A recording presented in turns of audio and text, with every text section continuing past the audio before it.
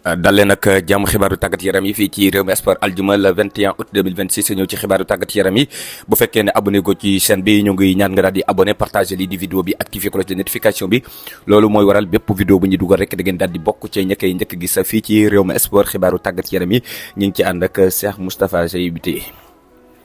war naa ci xam-xam boo xam ne moom yaakaar naa mën naa ne kenn. ñaar ñoo xas ba boole kenn du leen taxal kenn du mën taxal xanaa ku góor gi faatu bàyyi fi soxna si rek wala soxna si faatu bàyyi fi góor. moo tax koo xam ne wóor na ne kii bëggoo ko moom bu ñëw ci man ñaari ku ñëw ci man di ma nobloo daa fekk ka ngeen noblu nga bëgg ko. ndax su ma ne xas ba boole moom kenn du la mën taxal. kooku mooy Cheikh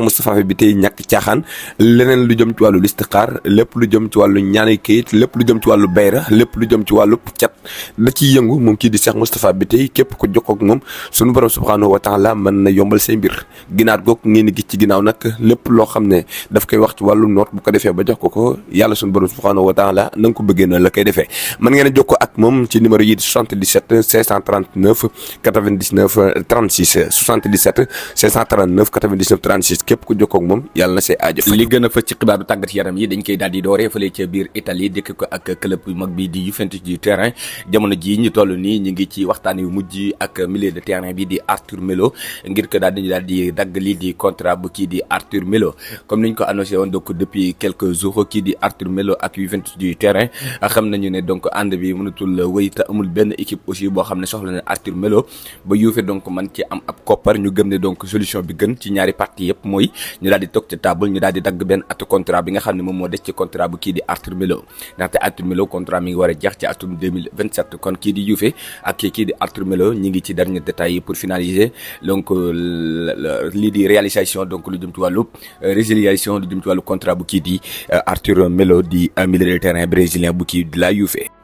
une fois que nag Juve daal dinay amal li nga xam ne moom mooy dagg contrat bu kii di Arthur Melo bokk na ci bëgg-bëgg Juve nag moom mooy daal di recruter ku ci demee ne Franck Kessié donc milieu de terrain bu équipe bi di Al Ahli Franck Kessié dafa bëgg a dellu si waat ci championnat bu Europe ancien milieu de terrain bu AC Milan et FC Barcelone jamono ji ñu toll nii ay club yu nekk ca championnat bu Turquie bëgg nañ ko recruter mais Franck Kessié moom équipe bi di Juve la jox lii di bopp ba tax na ñoom la bëgg xaar bu fekkee ne donc équipe bi di Juve daal dinañuy résilier le contrat de kii di Arthur Melo seen première lii di milieu de terrain bu ñu teg bët pour remplacer ko mooy kii di Franck Kessié kon Kessié am na nu muy demee dina delluwaat championnat italien mais cette fois-ci pas donc l'ancien Milan mais la Juve en tout cas li wóor bu wóor moom mooy agent donc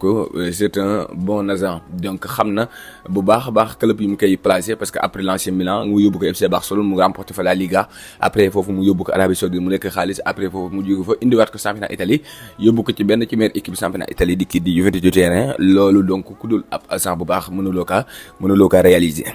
ci championnat bu Italie boobu sax ci la ñuy daal di wëy dem ci équipe bi di Napoli wax sur le dossier de Gabriel Jesus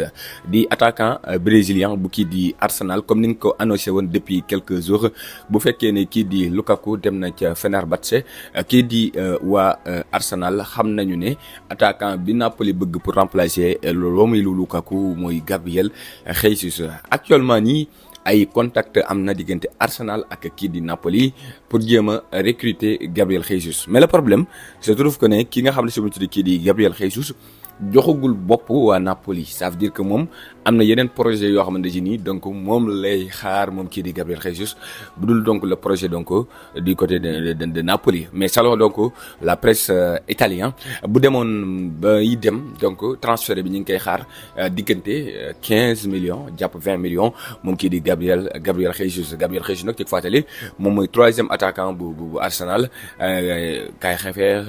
Gyökeres donc moom muy dugg di ñëw comme troisième attaquant donc bu amee opportunité pour jouer foo xam ne dina fa am temps de jeu rawatina pour pour retrouver meilleur niveau rawatina pour delluwaat ci équipe nationale du Brésil dina saisir donc cette l'opportunité que xëy na bu demee ba ñàkk pexe dina ubbi ay buntam pour li jëm ci wàllu championnat Italie rawatina ci club boobu di waa Napoli. ci Arsenal googu sax ci la ñuy daal di wëy bu kii di Gabriel Jesus wax sur le dossier de kii di Gabriel Martinelli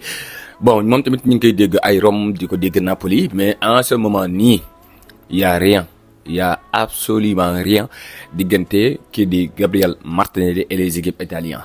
Gabriel Martinelli toujours li leen wax mi ngi sur le départ parce que Arsenal ci boppam pare na pour bàyyi ko mu dem. Arsenal cherche donc de recruter un autre ailier gauche après le départ donc de Trossard. Donc Arsenal ñu ngi préparé le départ donc de Gabriel Martinelli. Agent donc dafa fermer complètement ay portam pour rejoindre li jëm ci wàllu championnat turc rawatina ci club bi di Galatasaray moom jamono ji ñu toll nii aussi Al Hilal reproché na ko mais fi ñu toll nii bëgg dem Arabie Saoudite moom ci di Gabriel Martinelli donc li mu bëgg moom mooy rester en Europe d'accord mais quand même ab club boo xam ne club bu baax lay doon aussi club buy jouer par exemple la Ligue des Champions comme ni mu jugee donc ci club boobu nga xam ne ci ne moom tuddee kii di Arsenal kon Gabriel Jesus bëggul dem Italie Gabriel Martinelli aussi waneegul ak bëgg-bëggam aussi pour dem le championnat italien. Martin Zubimendi du côté d'Arsenal. Martin Zubimendi jaayul donc il n'a pas donc à vendre il est intransférable du samay waxi coach bi di Mikel Arteta la di coach bu kii di Arsenal nee na Martin Zubimendi demul comme ni ñu leen ko annoncé rek donc depuis quelques jours après l'arrivée donc de Bruno Guimaraes bu fekkoon ne ab club ñëw na teg ci table bi lu jege wala romb li Arsenal def ci kii di Bruno Guimaraes Arsenal mën naa changer donc position sur le dossier de Bruno kii di Martin Zubimendi ñu naan leen Real Madrid travaille wul actuellement sur le dossier parce que Real Madrid am na yeneeni priorité yoo xamante ci ñoo nekk ci li nga xam ne moom mooy table bi actuellement donc bokk na ci jéem a Camavinga dellusiwaat ci niveau am Valverde dellusiwaat ci niveau am Tchouaméni Bellingham ñëpp dellusiwaat ci niveau lii mooy li nga xam ne mooy tool bi Mourinho bëgg a bay mais nekkul ne Mourinho dafa bëgg a recruter ab milieu de terrain coûte que coûte. moom ki nga xam ne si mu tuddee kii di Martin Zubimendi bu Arsenal gagné championnat bu Angleterre daaw moom bokk na ci Mikel Arteta moo ko xam ne mu ne daaw tolloon na diggante boo xamante si ni bu dul woon ak Martin Zubimendi championnat bi Arsenal mënu kaa gagné même si donc nag si fin de saison bi manqué woon na temps de jeu comme ni mu bëgg woon moom mu joué moom Martin Zubimendi ni mu soxla waan temps de jeu man joxewu ma ko noonu Mikel Arteta donc wax ne loolu waaye nee na nag football moo demee noonu mais dafa compter ci moom donc fas yéene ko garder pour la saison 2026-2027. Concernant les départs Arsenal dina jaay parce que ay club tamit noonu lay amee rawatina ab club nag boo xam ne li jëm ci wàllu tabax bi ñu ngi ko doon tabax depuis plus de 5 ans après bu ñu gagné dañuy jéem a donc indiwaat leneen lu bees aussi pour continuer di gagner loolu la xam ne moom kii di Mikel Arteta loolu donc mi ngi def ak référence des joueurs comme kii di Gabriel Jesus des joueurs comme kii di Gabriel Martinelli nee na faaw ñu jaay ay Mikel Arteta nee na faaw ñu jaay. waaw faaw ñu jaay métti na nag parce que tamit nekk ci Arsenal bëgg rester Arsenal te xam ne équipe bi compétitive na am actuellement mën nañoo remporter donc ay coupe nga bëj koy jógee donc loolu lékkul loo xamante ne lu yomb la mais nag football moo demee noonu mënuloo donc woy ak même effectif donc durant 5 ans te doo ci changer dara donc parfois nga jël benn joueur ñaari joueur jaay pour ajouter donc benn joueur de qualité wala ñaari joueur wala ñetti joueur donc d'ici la fin de mercato Arsenal dinañu dugg ci mercato bi jaay ba noppi fas yéene jënd donc lii mooy taxawaay bu kii di Arsenal actuellement. pour wàllu jënd bi nag moo xam leen ne comme ni ñu leen ko annoncé démb c'est très possible Arsenal recruter kii di Alvarez di attaquant bu kii di Atlético Arsenal mësul retiré sur le dossier donc de kii di Alvarez waaw mësul see retiré wu c'est juste que le joueur donc dafa déterminé woon donc pour rejoindre Barça léegi nag ba tey jii nii le joueur détermination boobu noonu dara wàññeeku ci donc Barcelone mi ngi toog di wax xaar moom toujours moom kii di Alvarez Arsenal ñoom ñi ngi woon ci seen yeneen i priorités yu ñu doon amal mais comme ni ko donc affaire yi demee démb peut-être que Arsenal dinañu reprendre ay négociations parce que Arsenal actuellement reprendre ay négociations diggante moom ak agent bu kii di Alvarez reprendre aussi ay négociations diggante équipe bi di Atlético c'est sûr que Atlético de Madrid moom moo mujj xamal Alvarez na ko départ c'est possible mais rek bu fekkee ne Arsenal la ça veut dire que amagul benn négociation diggante Arsenal ak Atlético de Madrid en ce moment nii. bu fekkoon ne nag kii di Arsenal da koy jënd man temps de transfert bi donc mën na dem ba 150 millions donc d'euros donc pour kii di Alvarez kon Alvarez peut-être que bu demee ba xam ne mënatul dem Barça te moom tamit xam na ne mënatul toog Atlético peut-être que dernière lii di choix bi moom mooy accepter dem ci club bu ci dem Arsenal mais encore une fois Alvarez bëggul quitter Liga Alvarez bëggul delluwaat Premier League Alvarez donc Barcelone la bëgg a dem mais Atlético daf ko bëgg a forcer mu am beneen yoon bu bokkut ak yoon bi nga xam ne moom la bëgg moom kii di Julián Alvarez. noonu nag la ñuy jaaree toujours bu wax ci mercato Italie wax sur le dossier de kii di Curtis Jones nekk le milieu de terrain anglais jàppale na tey jii nii ci vendredi bi la ñuy xaar mu def visite médicale am tey jii nii ci vendredi bi la ñuy xaar mu signé contrat bu toll ci juróomi at tey jii aussi ci vendredi bi la équipe bii di waa Inter war a fay 25 millions yi plus 5 millions yi pour kii di Liverpool la. moom kii di Curtis Jones nag lu jëm ci wàllub détail yu contrat bi contrat 5 ans salaire 3 millions 500 Liverpool dina ci am donc benn pourcentage pour ëllëg bu fekkee ne équipe bii di Inter jaay waat na ko pour 10% donc 10% donc téeméer yu nekk équipe bii di waa Liverpool mën na ci récupérer fukk bu fekkee ne ëllëg tàqalikoo nañ ak ki nga xam si mu ci kii di Curtis Jones ñoom équipe bii di waa Inter de Milan. ci fàttali nag Liverpool prévoir donc remplacer kii di McAllister kii di Curtis Jones ci li ñu xam actuellement Liverpool nekkul actuellement di travailler pour recruter ab milieu de terrain pour remplacer kii di Curtis Jones donc Liverpool jàpp na ne actuellement le milieu est complet malgré donc le départ donc de kii di Curtis Jones. pour lu jëm ci wàllu Barcelone ak les plans B ça veut dire que si le Barça n'arrive pas à recruter ki nga xamante si nii moom mooy Alvarez Barça ci ñan la jëm ñan ñoo war a doon léegi les plans B maanaam ñi nga xam ne Barça bu demee ba ñàkk pexe ca ñoom la jëm bon bu ñu sukkandikoo ci sport indil nañu liste de 3. kenn ki mooy Lautaro Martinez difficile même si donc bu fekkee ne certaines sources en Espagne wax nañu ne l'accord entre le Barça et kii di Lautaro existe ça veut dire que Barça jubóo na ak Lautaro Martinez ay rumeurs yooyu mi ngi daw depuis Espagne mais quand même amaguñ ci plus de confirmation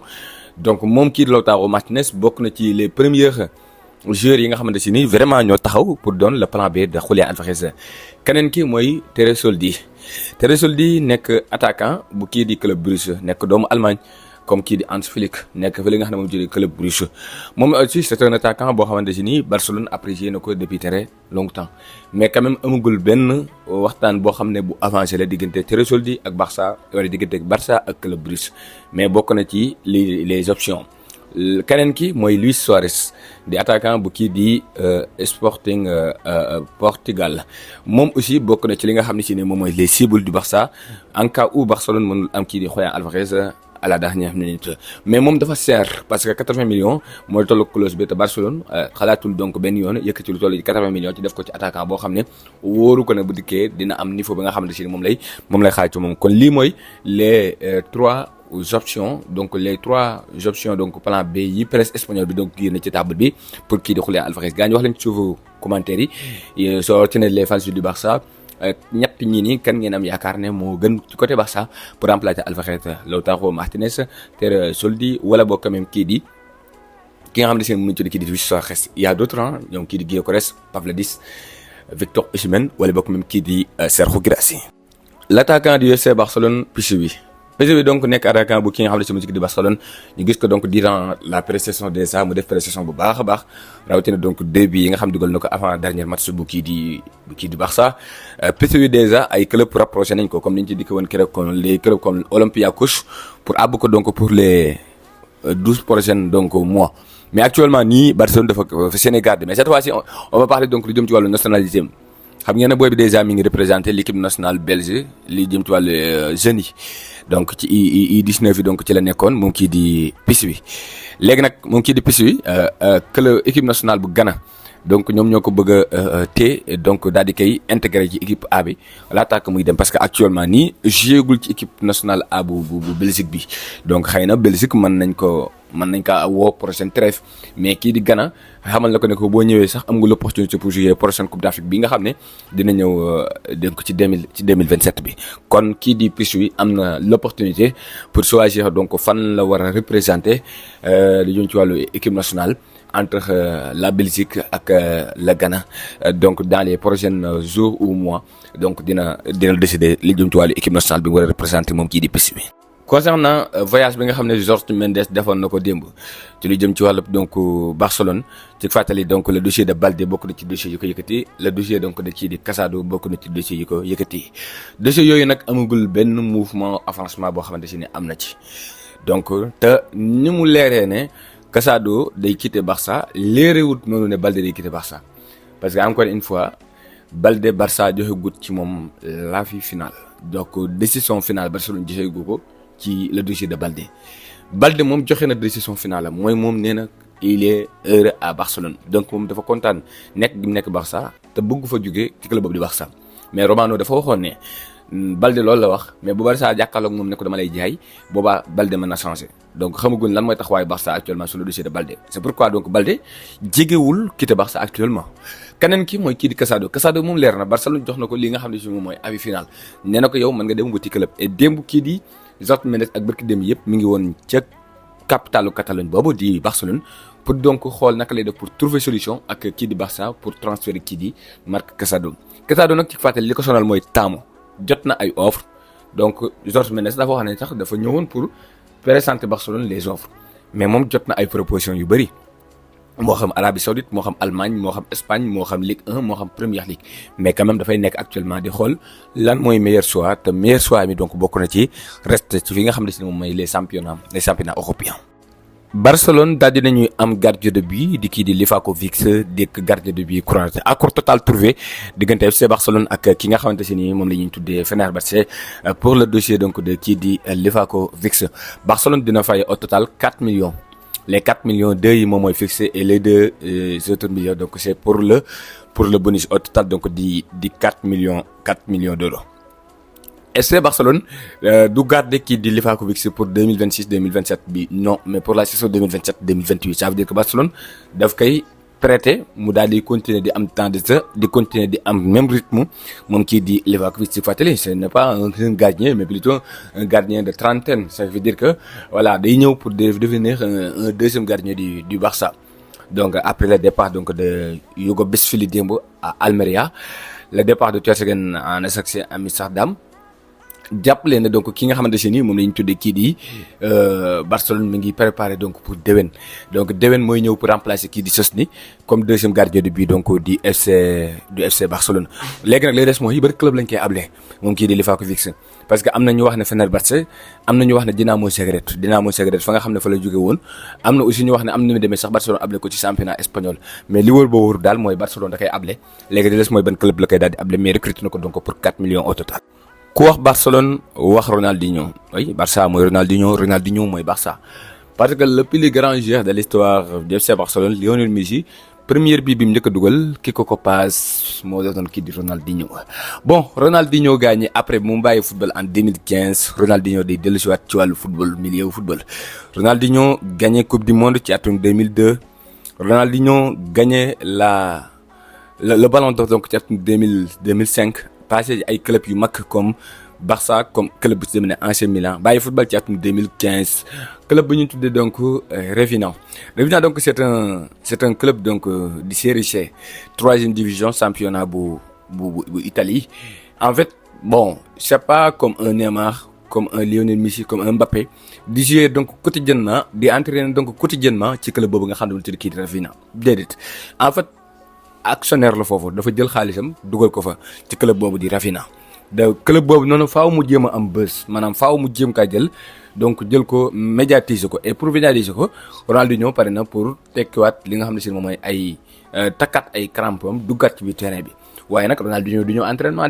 déedéet Ronaldinho du ñëw entraînement du ñëw réunion d'entraînement dina xool daal bu benn match bu jàppandi bu amee mu ñëw sol lii di ay dàllam jouer 2 minutes 3 minutes après donc demat donc mën na gën ci retraité bi mais du doon koo xam ne nag vraiment day jouer comme un joueur pro voilà day xool nag naka lay def pour di xëcc médias yi ñuy ñëw di xool ci club boobu di Rafinha FC dina xool naka lay def ba supporter yi aussi bëgg club bii di Rafinha FC mais du ñëw donc vraiment di doon comme joueur ba ñu xamoon ca Barcelone wala boog ca AC Milan day dem di xëy